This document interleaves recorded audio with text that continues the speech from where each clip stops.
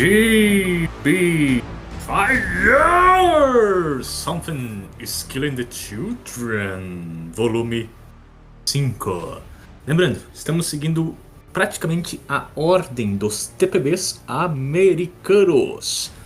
E, é claro, o volume 5 é o quinto volume da série Something is Killing the Children, que aqui a gente tá chamando de, numa tradução livre, A Estrada da Aflição.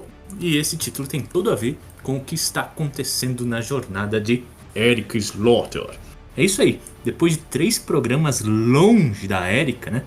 Passamos pelos flashbacks de Aaron Slaughter, 2 deles, né? E depois um flashback ainda da pequena Erika, de como ela se juntou ao culto de São Jorge, né? De São Jorge. Agora voltamos de onde paramos, depois da missão de Archer's Peak. Agora ela continua a sua missão. Só um recap, né? A casa de Slaughter prometeu que vai caçá-la, né? Porque ela não pode ficar caçando monstros aí sozinha, sem estar coligada com a casa. E ela mandou todo mundo catar coquinho. Foda-se. Então a gente vai ver as repercussões dela caçando sozinha, sem o auxílio do seu irmão Aaron, né? Que praticamente morreu. Praticamente não, né? Definitivamente morreu na última missão. E o que a casa de Slaughter vai fazer quanto a isto. Pois bem, numa cidadezinha no Novo México, mais um monstro aparece, né? A gente é introduzido a essa pequena personagem, a Gabby. A Gabby é uma menininha, aparentemente tem um certo temperamento um pouco explosivo, e ela acabou de perder a sua família. Então aqui a gente vai começar meio que repetindo o ciclo, né? Isso aconteceu já na primeira história. Lá era aquele garotinho de óculos, aqui a gente tem essa garotinha alternativa, por assim dizer. E a gente vai acompanhar ela e também vai ter, de novo, os outros coadjuvantes, que praticamente é o policial de novo, né? Que é um cara um pouco mais jovem que também tá totalmente perdido, né? Porque ele tá achando que é um serial killer. Toda vez eles acham que é um serial killer, né? E eles sempre acham uma pequena criança no meio do massacre. E ninguém sabe direito o que fazer. Nem a criança acredita, né? E é aí que chega a Eric Slaughter, né? Mesmo modus operandi, vai tentar falar com a criança para ver o maior número de informações que ela consegue sobre, né, o monstro que ela tem que matar. Mais uma vez ela vai ter uma interação também com a polícia, né? Aqui ela vai tentar se disfarçar de jornalista, né? E também vai ter um elemento que foi um pouco explorado na primeira aventura, por assim dizer, que é o Paul, né? Lembra o polvo, o ursinho de pelúcia?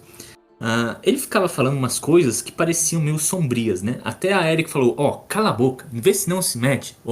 Pau no cu desse polvo. São coisas assim que ficava, mas ele tá ajudando, por que ela tá xingando? Então a gente percebia que tinha algumas coisas sinistras, né? Nesse monstro que está dentro do polvinho roxo. Depois a gente foi descobrir, né, que é realmente um monstro que apareceu, né, e matou toda a família da Erika, e ele agora vive nesse polvo. E a gente tá por entender, né, que relação, né, os caçadores têm com esses bichos que estão selados dentro dessas pelúcias, né. Aqui a Erika, ela vai se separar por um tempo do Paul, e o Paul vai começar a se comunicar com a garotinha. E lembra? O que aconteceu na primeira aventura é que o Paul mandou o garotinho para dentro da caverna, né? Quando ele tinha que ter ficado lá fora.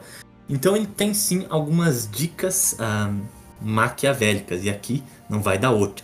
Ele consegue sentir onde o monstro tá e vai levar a Gabby até o monstro. A Erika, percebendo, né, a cuzãozice desse polvinho do caralho, ela vai correr contra o tempo para salvar.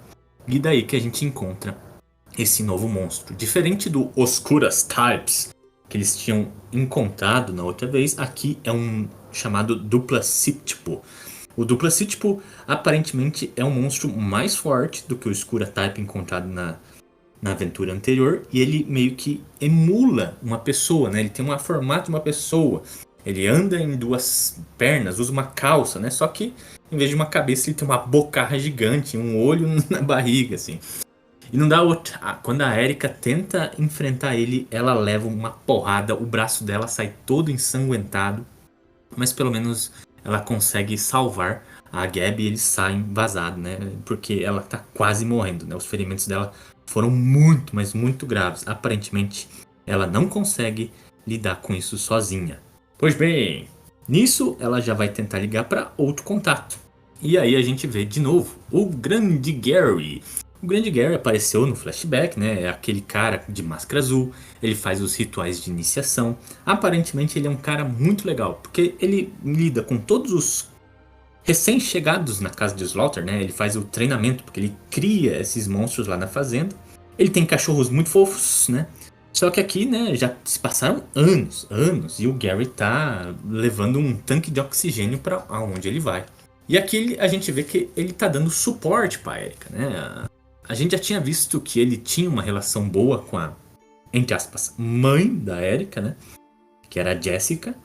E aqui ele continua ajudando, como se fosse um tio gente fina.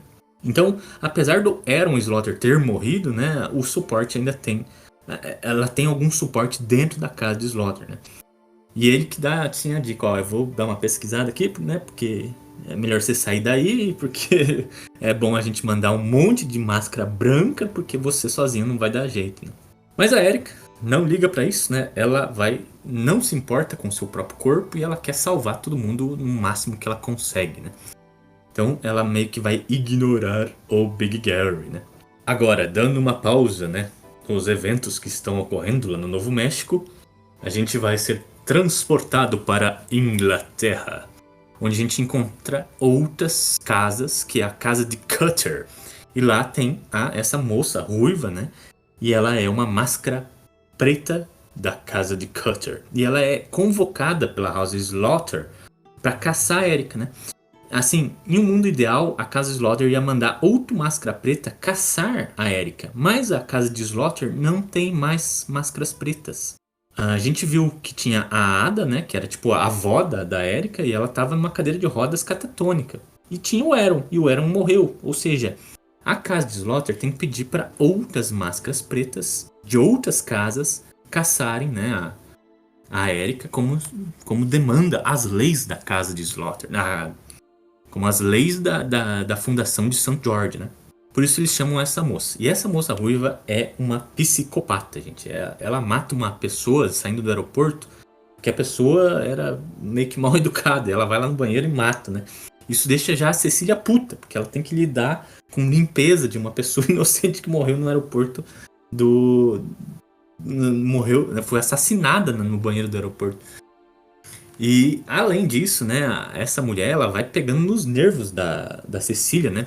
Ela é assim louca, mas muito perspicaz. Ela nota que a Cecília tem assim problemas pessoais com a Erika, né? Ela chega a falar: eu odeio essa menina e eu quero que ela morra, né, o mais rápido possível, né? E a gente dá a entender que talvez a Erika fosse de alguma amplitude culpada pela morte da Jessica.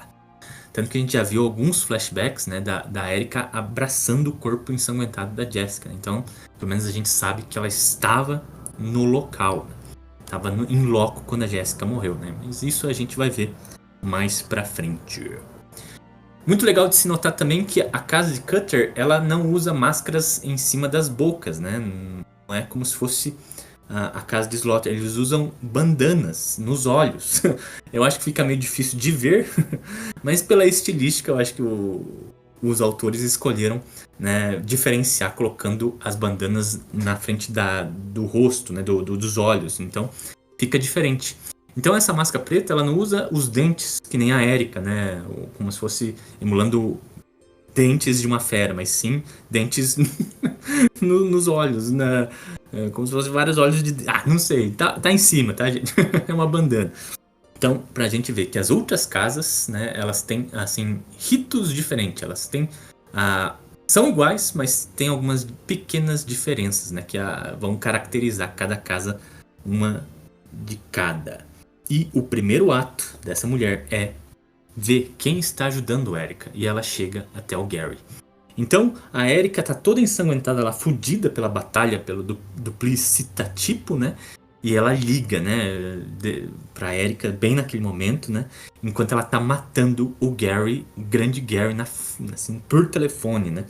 Então é uma cena muito brutal, que ela passa a faca enquanto o Gary tá falando com a Erika, assim, tipo, e o Gary fala assim, ó, sai daí, você vai morrer, e eu tô indo na frente, tô indo dar um abraço na tua mãe, tá? Então, foda-se, perde a garganta na faca dessa maldita Cutter, tá?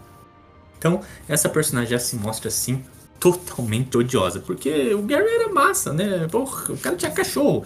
E ela chuta um cachorro, né? Então já tá mais que entendido que essa mulher é um demônio na Terra. E acaba assim a história, né? Com esse cliffhanger da Erika quase morrendo e ao mesmo tempo recebendo a notícia que mais um ente querido dela foi brutalmente assassinado, né? Gente, muito foda. Esse é a outra metade do volume 2, publicada pela Devir. Então você acabar, né, um volume com essa cena deve ser assim angustiante, né? Você não poder saber o que acontece depois deve ser assim horrível. É muito importante também de se notar que tem um momento em que a Cutter ela fala com a Maxine, né? Elas estão no carro, ela repara que ela está carregando a máscara do Aaron Slaughter até agora no bolso, toda ensanguentada. E ela pergunta, tipo, por que você tá carregando a máscara desse cara? Você conhecia ele? A Maxine fica falando, não, nunca conheci. Gente, a Maxine era a máscara branca que tava liderando aquele esquadrão que quase matou as pessoas no ginásio, tá? Então ela se mostrou, tipo, tão pau no cu quanto todas as outras máscaras brancas, né? Só que aqui ela tem um diferencial. Ela catou a máscara do Aaron Slaughter, do corpo dele, e tá carregando até agora, né? O que é muito interessante, isso vai ser muito importante mais pra frente, porque essa personagem da Maxine vai crescer, tá? Ela segurar essa máscara negra, pra ela, vai ter um diferencial gigante mais pra frente. Mas isso eu só queria comentar que é um detalhe que tem que ser notado, tá? Mas eu não vou explorar agora. Mas é isso que eu tinha pra falar desse volume 5 e a finalização do volume 2 da Devir. E a gente parte para uma próxima história na próximo podcast. Muito provavelmente vai ser outro spin-off que não tem no Brasil ainda. Mas espero que vocês se atenham a esse Reading Order do Tibefire. E a gente se vê numa próxima. Por favor, compartilhe, comente o que vocês estão achando dessa saga genial de Something Skilled Children. E a gente se vê numa próxima. Falou!